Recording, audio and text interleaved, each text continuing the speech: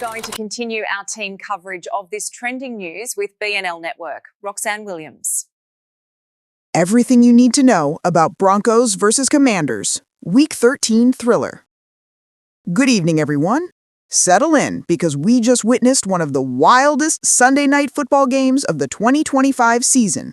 The Denver Broncos survived a thriller, beating the Washington Commanders in overtime by a final score of 27-26.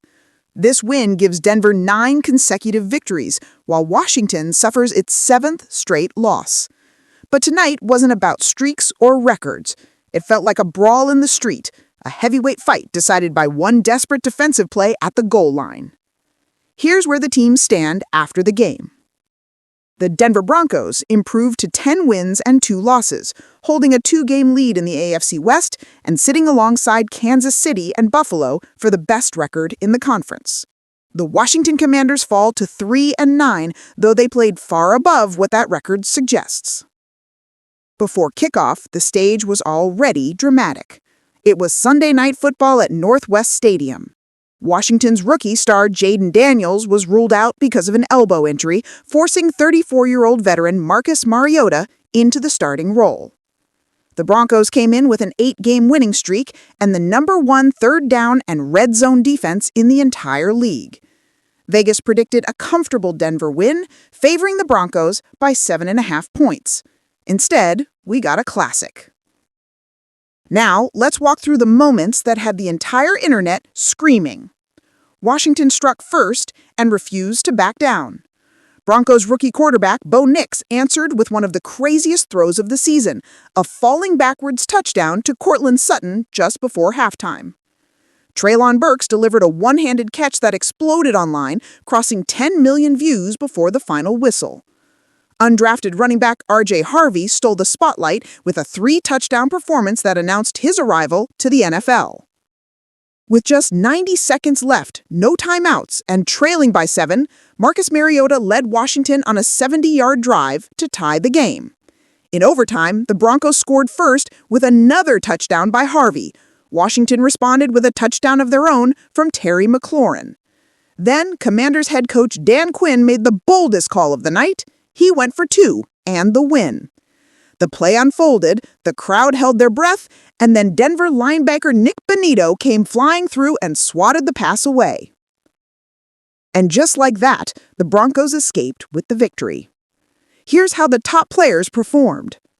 Bo Nix completed 24 of 37 passes for 321 yards, throwing 1 touchdown and 1 interception, and once again delivering a fourth-quarter or overtime comeback, his 5th of the season. RJ Harvey carried the ball 24 times for 105 yards and 3 touchdowns, making him the clear breakout star of the night. Marcus Mariota completed 22 of 35 passes for 294 yards and 2 touchdowns, playing his best game yet for the Commanders.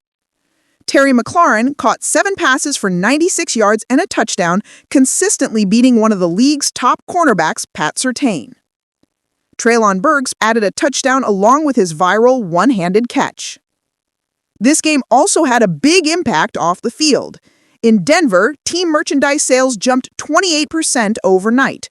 RJ Harvey's jerseys, in particular, are selling out everywhere.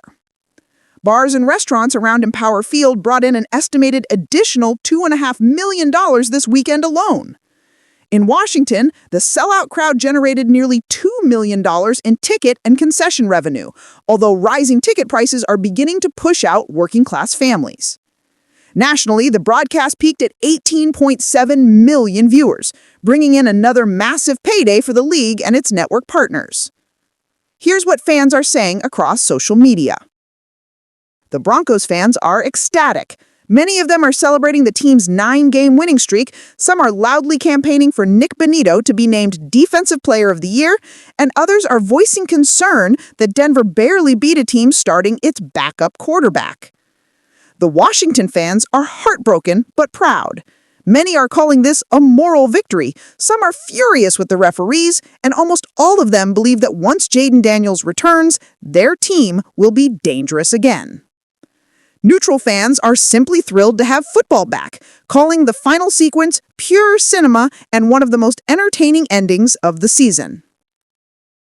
Here are the biggest takeaways from the night.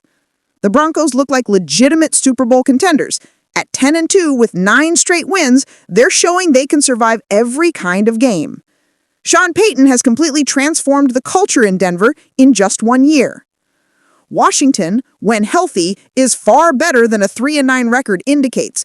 They pushed one of the best teams in the AFC to the edge with a backup quarterback.